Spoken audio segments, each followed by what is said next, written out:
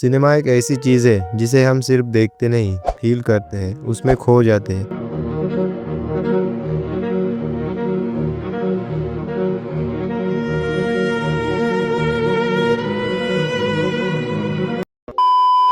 और बात जब सिनेमा की आती है तो दो ही नाम दिमाग में सबसे पहले आते हैं, Christopher Nolan and James Cameron. एक तरफ वो है जो सिनेमा को एक पजल बना देता है और दूसरी तरफ वो जो सिनेमा को एक इमोशन बना देता है। और दोनों ही इतने बढ़िया फिल्म मेकर्स है कि जब भी इनकी मूवी रिलीज होती है तो वो सिर्फ एक मूवी नहीं होती, वो ऑडियंस के लिए एक फेस्टिवल जैसी होती है। बट बात यहाँ आकर रुकती है कि कौन है बेस्ट, कौन है नंबर 1 डायरेक्टर। तो आज की इस वीडियो में हम इसी चीज पर बात करेंगे कि कौन है बेस्ट फिल्म मेकर।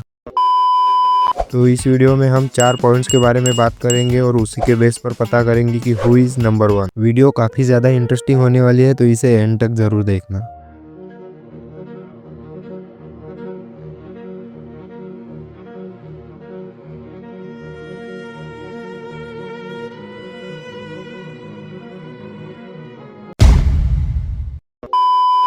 बात करें पहले पॉइंट की तो वो है फिल्म मेकिंग की technique. James Cameron and Christopher Nolan दोनों ही अपनी फिल्में बनाते हैं और हमें दिखाते हैं, बट दोनों की film making technique totally different है। तो देखो, जेम्स कैमरून के लिए सिनेमा एक फील करने की चीज़ है।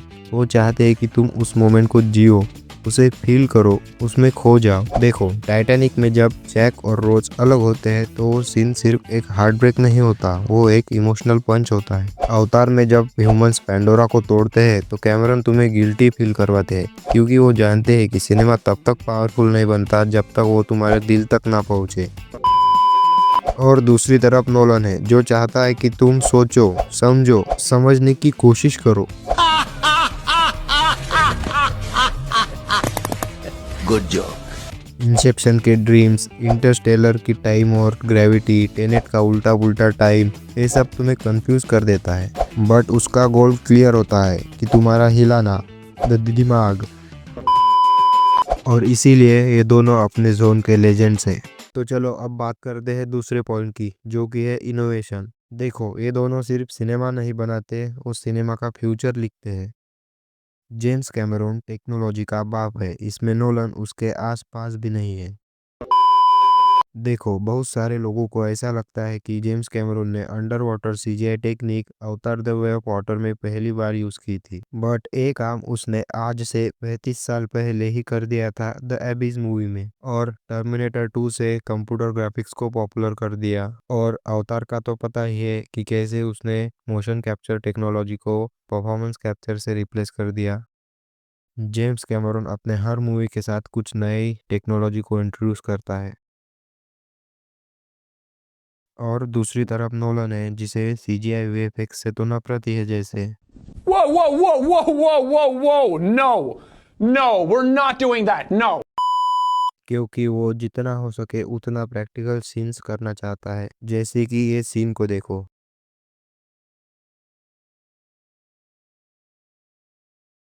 ये कोई सीजीआई नहीं है बल्कि एक 100% रियल सीन है। और उसने टेनेट मूवी के लिए तो एक पूरा का पूरा प्लेन ही क्रैश करवा दिया था। और हद तो तब हो गई जब ऑडियंस को पता चला कि ये अपने न्यू मूवी ओपनहाइमर के लिए रियल एटॉमिक एक्सप्लोजन करने वाला है। लगता है ये पागल हो गया। और बाद में पता चला कि इसने बॉम्ब तो फोड़ा पर वो नहीं जो हमने सोचा था। तो यहाँ पर भी दोनों एक दूसरे से बिल्कुल अलग है। अब बात करते हैं ऑडियंस कनेक्शन की, क्योंकि यही है हमारा तीसरा पॉइंट। जेम्स कैमरून एक मास सिनेमेकर है। देखो कैसे, उसकी कौन सी भी मूवी उठा के देख लो, उसमें आपको सभी चीजें मिलेंगी जो कि एक मास फिल्म में होती है। लाइक एक ऐसा हीरो जो किसी की ना सुने, एक तगड़ा सा विलन, और बाद में दोनों के बीच में एक बवाल सा एक्शन।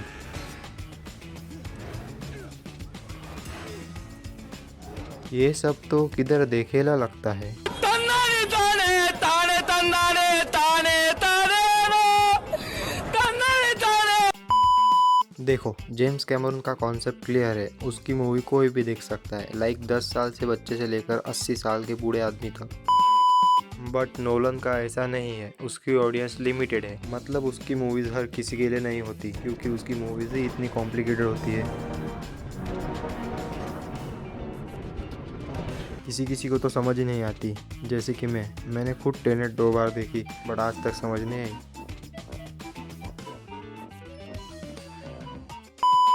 सो यहाँ पर भी दोनों एक दूसरे से बिल्कुल अलग हैं। विनर मैं आपको आखिर में बताता हूँ। अभी सबसे पहले हम लास्ट पॉइंट के बारे में बात कर लेते हैं, जो कि है लेगेसी। जेम्स कैमरून के अगर पिछली 4 मूवीज उठा के देखोगे तो उन सब ने $2 बिलियन से ज़्यादा का कलेक्शन किया है, जो कि सुनने में अनबिलीवेबल लगता है, क्योंकि 2 बिलियन कोई छोटा मोटा अमाउंट नहीं है। क्योंकि दुनिया में सिर्फ 8 ही मूवीज ऐसी है कि जिन्होंने $2 बिलियन से ऊपर का कलेक्शन किया है। उसमें से 4 मूवीज जेम्स कैमरून की है, मतलब बंदा बॉक्स ऑफिस पर रूल करता है। बट नोलन का ऐसा नहीं है, क्योंकि उसने अपने पूरे करियर में सिर्फ 2 बार 1 बिलियन के ऊपर का कलेक्शन किया है, जो कि बहुत ज़्यादा कम है compare to James Cameron.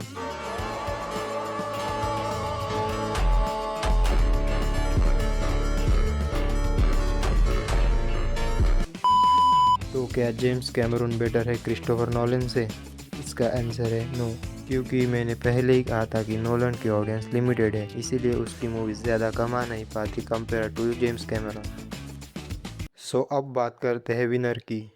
Who is better, Christopher Nolan और जेम्स कैमरून? गाइज ये सवाल ही गलत है। हम कंपेयर कर भी रहे हैं तो किन्हें कर रहे हैं? अगर सिनेमा एक मंदिर है तो ये दोनों वहाँ के भगवान हैं। अगर सिनेमा क्रिकेट है तो ये दोनों वहाँ के MS धोनी और विराट कोहली है। अगर सिनेमा फुटबॉल है तो ये दोनों वहाँ के Lionel Messi and Cristiano Ronaldo है।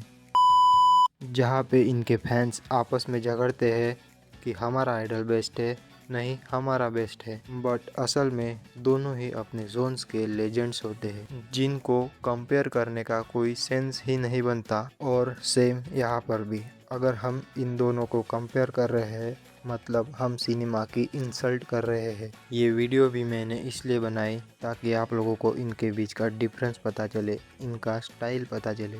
तो क्या कोई विनर नहीं है? तो देखो, जब भी इनकी फिल्में रिलीज़ होती है तो वो सिर्फ फिल्म नहीं होती, वो once in a lifetime वाला एक्सपीरियंस होता है। और जब ऑडियंस फिल्म देखते वक्त अपने आप को भूल के उस मूवी में घुस जाती है, उस फिल्म को एंजॉय करने लगती है, तो सिर्फ एक ही विनर निकल के आता है और वो है सिनेमा।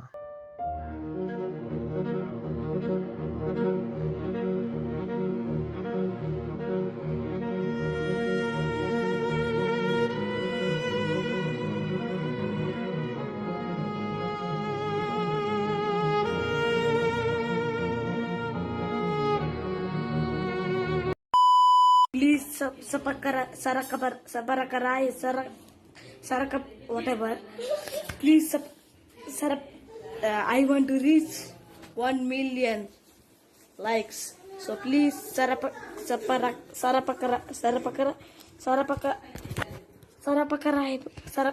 Yes.